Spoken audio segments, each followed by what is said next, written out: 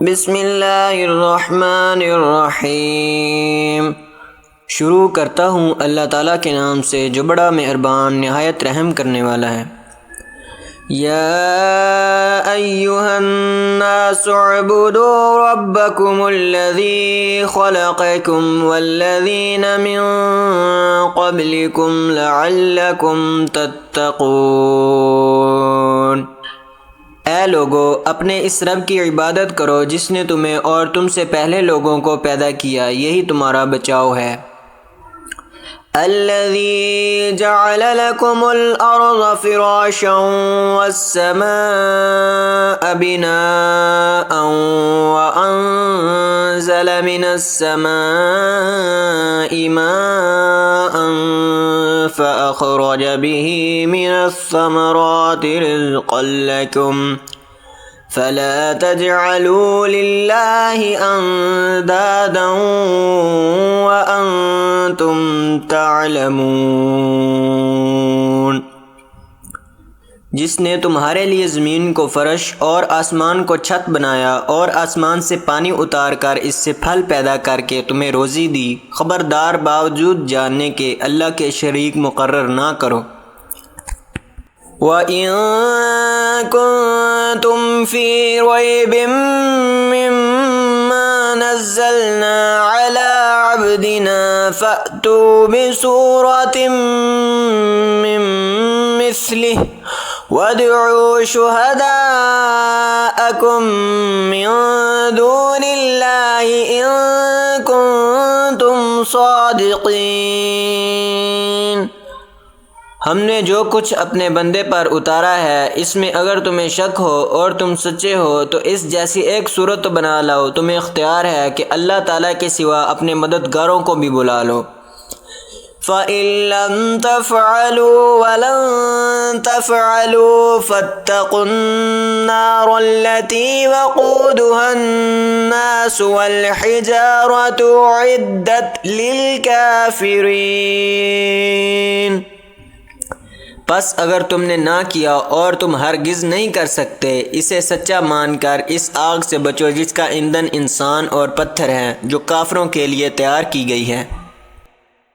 وَبَشِّرِ الَّذِينَ آمَنُوا وَعَمِلُوا الصَّالِحَاتِ أَنَّ لَهُمْ جَنَّاتٍ تَجْرِي مِن تَحْتِهَا الْأَنْهَارُ كُلَّمَا رُزِقُوا مِنْهَا مِن ثَمَرَةٍ رِّزْقًا قَالُوا هَٰذَا الَّذِي رُزِقْنَا مِن قَبْلُ وَأُتُوا بِهِ مُتَشَابِهًا وَلَهُمْ فِيهَا أَزْوَاجٌ مُّطَهَّرَةٌ وَهُمْ فِيهَا خَالِدُونَ۔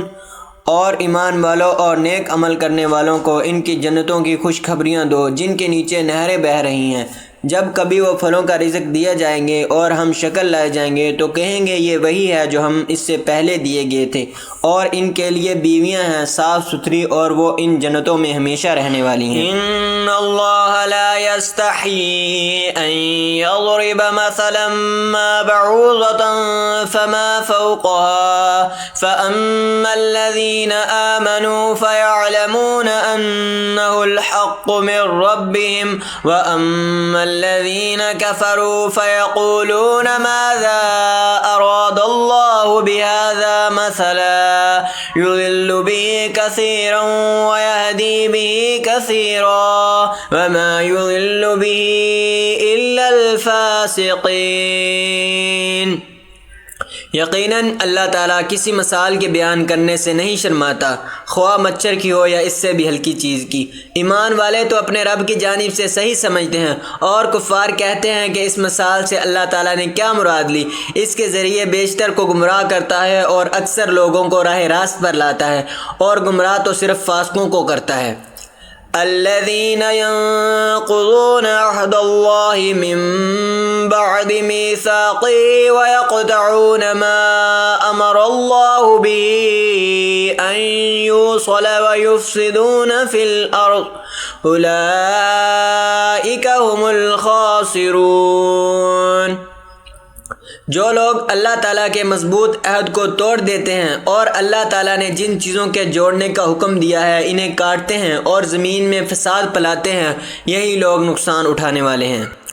کیف تکفرون باللہ وکنتم امواتا فاحیاکم ثم یمیتکم ثم یحییکم ثم الیہ ترجعون۔